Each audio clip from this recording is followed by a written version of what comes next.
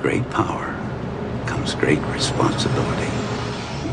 This superhero motto is a well-beloved fan favorite that has lasted throughout the various rewrites and rebrandings of the popular superhero Spider-Man.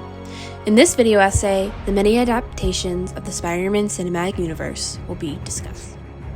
In recent years, the ability of cinematic universes has grown as audiences have gained an appreciation to the world building that each individual franchise offers, and the Sony Spider-Man universe is no different from its other cinematic counterparts. Yet, this cinematic universe is different, as it is split into 3 individual film series that offer something new to Spider-Man enthusiasts and modern audiences. Each film series and universe are individual and unique to the overall concept of Peter Parker and his alter ego Spider-Man. Between the various origin stories and production design elements, the Spider-Man universe is vastly different compared to other franchises.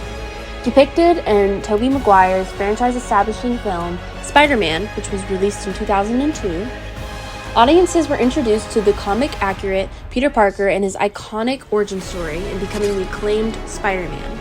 Spoiler alert, Uncle Ben dies, and fundamentally, that is the sole reason Peter begins his hero arc.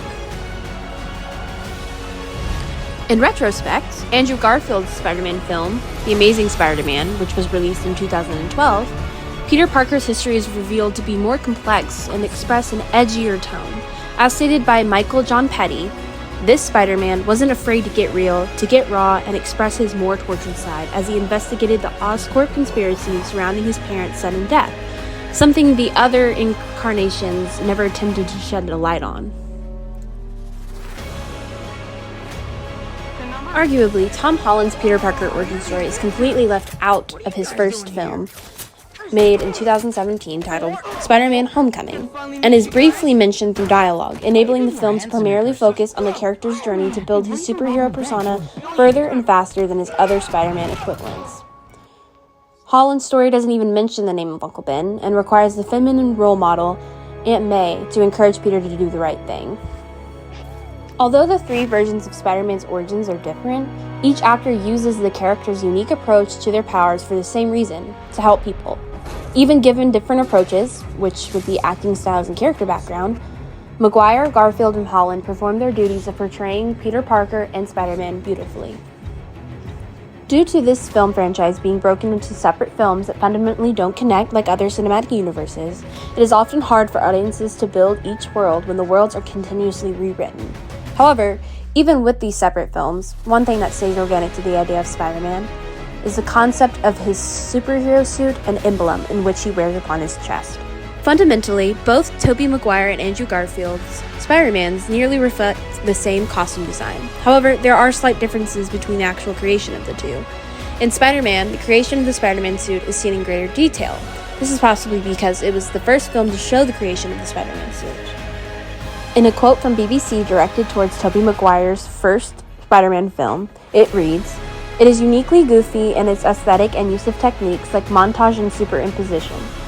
Peter Parker's initial creation of the Spider-Man costume plays out through a shifting collage of images, the silver screen's answer to the visual language of comic books."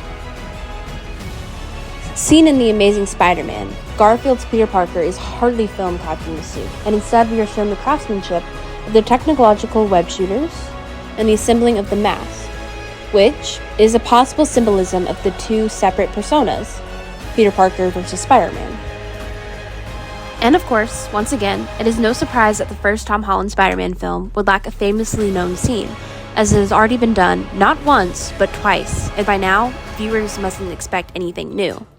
Instead, since Holland's version of the web slinger is shared by both Marvel and Sony, it isn't surprising his costume design is far more advanced.